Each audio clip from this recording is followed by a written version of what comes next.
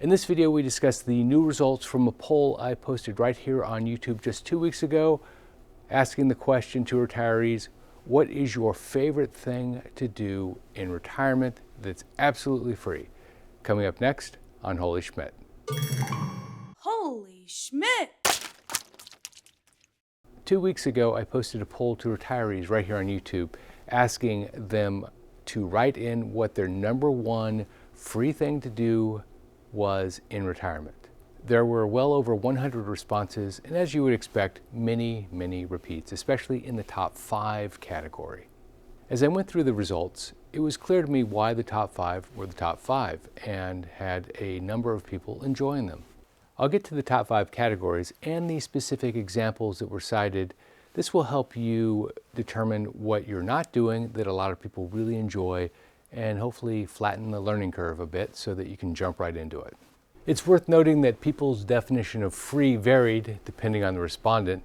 On the one hand, if someone had to get in their car and use fuel, that wasn't free. On the other hand, if someone didn't have to travel and spend a lot of money and could get the same results here for little to nothing, that was considered free. For example, if someone wants to explore a local national park, well, the reality is there's probably some cost to get into the park, a bit of wear and tear on the automobile to get to the park, and of course the fuel we just mentioned. But that is not the same as flying to Tanzania to go to the Serengeti National Park to watch the Great Migration when it happens once a year. The point is that the list of 5 is the best free or near free things to do in retirement as defined by the respondents. By the way, if you're wondering how I actually was able to take 100+ comments and find out what the top 5 responses were, I put that information into something called a word cloud. And a word cloud just takes the content of written word and tells you when there's a repeat, and if there's more than one repeat, then the word gets bigger and bigger. The biggest word has the most repeats. I then grouped similar activities. For example, the word hiking showed up 27 times. That falls into the outdoor category, along with other activities that happen outdoors. By the way, outdoor activities was the top category. I'm showing that at the end, along with all of the specific detail around that, because there are quite a few different activities that folks like to do outdoors that are largely free. All right, let's get into it. Number 5 is exploring the local or adjacent town or city. When I moved to New York, my family and I lived in a 1-bedroom convertible to apartment, basically a 1-bedroom apartment, and the dining room was converted into a bedroom for my daughter. It was a time in my life where every dollar counted. I was just getting started in my career, and as a consequence, I wasn't going to be going on vacation anytime soon. One day, my wife suggested that we go to the Statue of Liberty. Interesting, I thought, a bit of a tourist attraction, but it had been over 10 years since I had been there, so why not? It might be a lot of fun. And candidly, it was a blast. We didn't need to fly anywhere. We had lunch and then went back home. We didn't have to pay for 3 meals or a hotel. It was a relatively inexpensive day. Actually, it was quite inexpensive, to the point where we tried something very similar the next weekend. Soon we found ourselves going on boat tours up and down the Hudson River, biking over the Brooklyn Bridge, taking a ferry to Governor's Island, all free or almost free to someone who didn't have a lot of money. We got to see the town that we lived in from a tourist point of view, and it was much different than what we experienced living in the city day to day. And you say, well, Jeff, I live in Cameron, Missouri. I don't live in New York City. What does that mean for me? Well, if you live in a smaller town, the strategy still works. You just get in your car and you drive. Cameron is less than 2 hours away from Kansas City, and there's a lot to do in Kansas City. By the way, if you're looking for a tool to help you with this, there's one online called travelmath.com. I will put a link in the description, so at the end just go to the description and it will be there for you. But Travel Math will give you the approximate time to most of the cities and towns in and around the city where you are today. Once you know the town you're going to, it's simply a matter of picking the museums, parks, etc., and getting in the car and driving. Number 4 was pets. Pets are a retiree favorite, in fact, particularly dogs, and for good reason. They give unconditional love. If you want to exercise, they will exercise with you. If you want to sit around and do nothing, they'll sit around and do nothing with you. It's the perfect companion.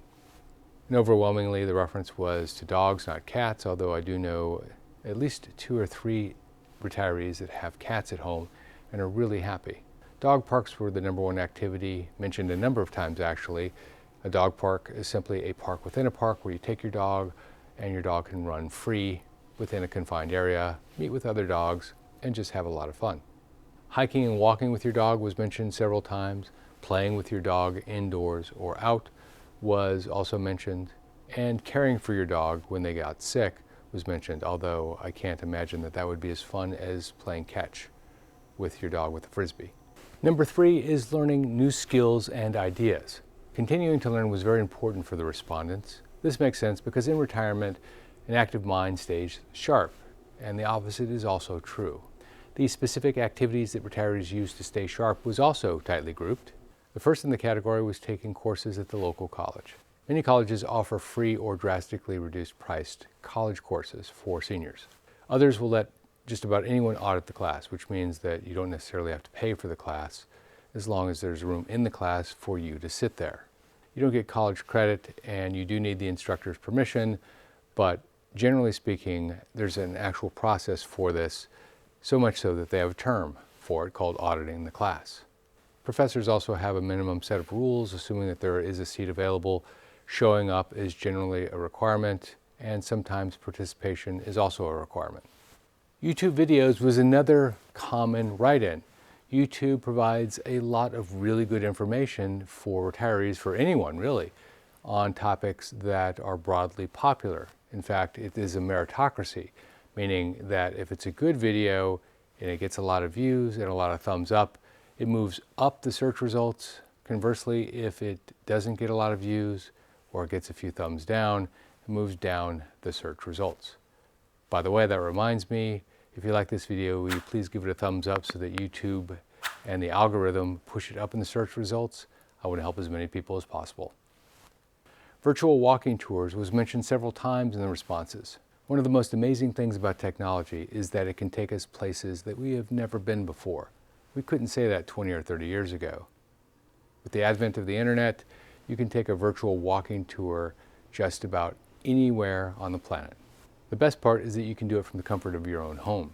And if you're willing to spend a bit of money, there are virtual reality goggles like Oculus that will not only take you on a tour, but you can see the area from every angle, up, down, side to side. Of course, this is beyond the scope of what we're talking about here. Definitely not free, but really, really cool. #2 is getting social, spending time with family and friends. This is a classic for retirees. Because you have extra time on your hand, you can work around other people's schedules and do fun things with them when their schedule permits. Board and card games were listed quite frequently. On a personal note, I am a poker player, tournament poker only. I taught my daughters how to play poker, and they seem to keep coming up with aces every single time we play. So check the cards if you're going to go down that route. Another one that was mentioned frequently in this category is cooking at each other's homes. The classic Sunday night dinner at an aunt, uncle, brother, sister, mother, or father. This is usually a rotation amongst family members, but a few of the respondents talked about the fact that they've set up a formal process with their friends as well. One that sort of came out of left field, at least for me, was something called pickleball. I had to look up pickleball when I saw it on the respondents list several times. Clearly I missed the mark on this one. For those of you like me that don't know what pickleball is, it's a combination of ping pong, tennis, and badminton on a court about the size of a badminton court. This is particularly good for retirees because you're not running left to right, front and back. You're in a much more controlled area, so you may get a good workout, but you're not going to be completely exhausted when you're done. The next one in this category was social engagement, and this was a catch-all category for things like cookouts, gathering at community centers, and places where people who have similarities all gather, like the VFW. And #1, the one that we talked about at the beginning, the big one, outdoor activities. This makes sense because someone can get into pretty impressive and free scenery if they will just get up and go. Hiking, for example, was mentioned 27 times, so this clearly is the poll favorite. The definition of hiking will vary depending on who you are. Some will see this as a walk around the neighborhood. Others will see this as climbing a mountain. Still others will see this as an indoor mall walk. By the way, walking an indoor mall is a really good idea if you live in an area that has dramatic temperature changes, either hot or cold or both. This is very frequent in the Midwest, where I'm from, and some malls even let you park inside so that you don't have to get out of the car. Small boat sailing was listed next, and it was listed multiple times. To be frank, I was a little surprised. That's very specific. I suppose if someone is engaging in activity number 3, learning new things, this would be one of the new things that they wanted to do all their life and couldn't do because they didn't have the time. And now they have the time, they want to test their sailing skills. Biking was mentioned several times. Biking clubs were mentioned. Mountain biking was mentioned. It is an activity that is really interesting for retirees. Outdoor yoga was also mentioned. This seems like a great way to stay limber and keep your body agile as you get older. Fishing was mentioned several times, fly fishing in particular. This seems like an ideal activity for someone to engage in either by themselves or with a friend or family member. That's the consolidated list. If you'd like to see the entire poll results, go to the community tab above me and click on the poll and just read the comments. In fact, there are quite a few polls in the community tab, many of which you'll find interesting, and you can certainly participate in any or all of them. If you like this video, please make sure you click subscribe and turn on notifications so that you get alerted the next time I post a video. I post about twice a week. This is Jeff Schmidt. Thanks for watching.